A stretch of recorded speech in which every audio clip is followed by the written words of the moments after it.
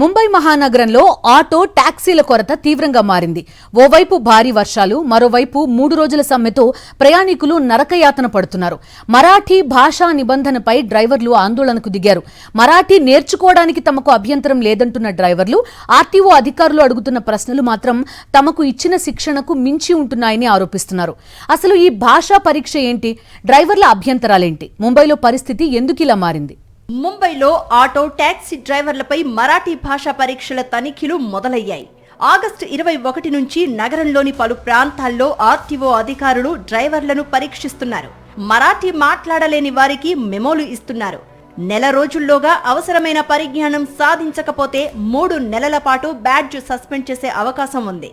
ఈ తనిఖీలు సెప్టెంబర్ 30 వరకు కొనసాగనున్నాయి.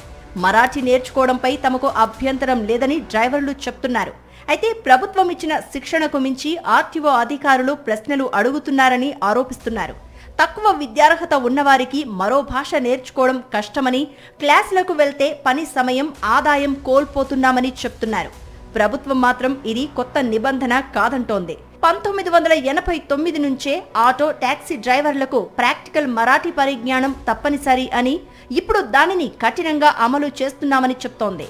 ప్రయాణికులతో గమ్యం, ఛార్జీ, రూట్, మీటర్, సిఎన్జి వంటి రోజువారీ అంశాలపై మాట్లాడేంత పరిజ్ఞానం ఉంటే సరిపోతుందని స్పష్టం చేస్తోంది. ఆగస్టు 20 వరకు మహారాష్ట్ర వ్యాప్తంగా 8,217 మంది డ్రైవర్లను పరీక్షించగా 1,268 మందికి నోటీసులు ఇచ్చారు. ముంబై మెట్రోపాలిటన్ రీజియన్లో 3,995 మందిని పరీక్షించి 604 మందికి మరాఠీ పరిజ్ఞానం లేదని గుర్తించారు. రాష్ట్రంలో సుమారు 9.65 లక్షల లైసెన్స్డ్ ఆటో టాక్సీ డ్రైవర్లు ఉండగా 1.65 లక్షల మందికి మాత్రమే శిక్షణ ఇచ్చారు. మరోవైపు యూపీ, బీహార్ నుంచి వచ్చిన డ్రైవర్లలో కొందరికి ఎంఎన్ఎస్ కార్యకర్తలతో ఘర్షణ భయం కూడా ఉంది. అయితే డ్రైవర్లకు అసలు ఆందోళన మాత్రం తమ రోజువారీ ఆదాయంపైనే. మరాఠీ నేర్చుకోవడం సమస్య కాదని, శిక్షణలో చెప్పిన దానికంటే కఠినమైన ప్రశ్నలు అడగడం, గడువులోగా భాష నేర్చుకోవాలంటూ ఒత్తిడి చేయడమే సమస్య అంటున్నారు. ఇదే సమయంలో 3 రోజుల సమ్మెతో ముంబైలో ఆటో క్యాబ్ల కొరత మరింత పెరిగింది. 40 నుంచి 50 నిమిషాల వరకు వాహనాల కోసం వేచి చూడాల్సి వస్తోందని ప్రయాణికులు చెప్తున్నారు.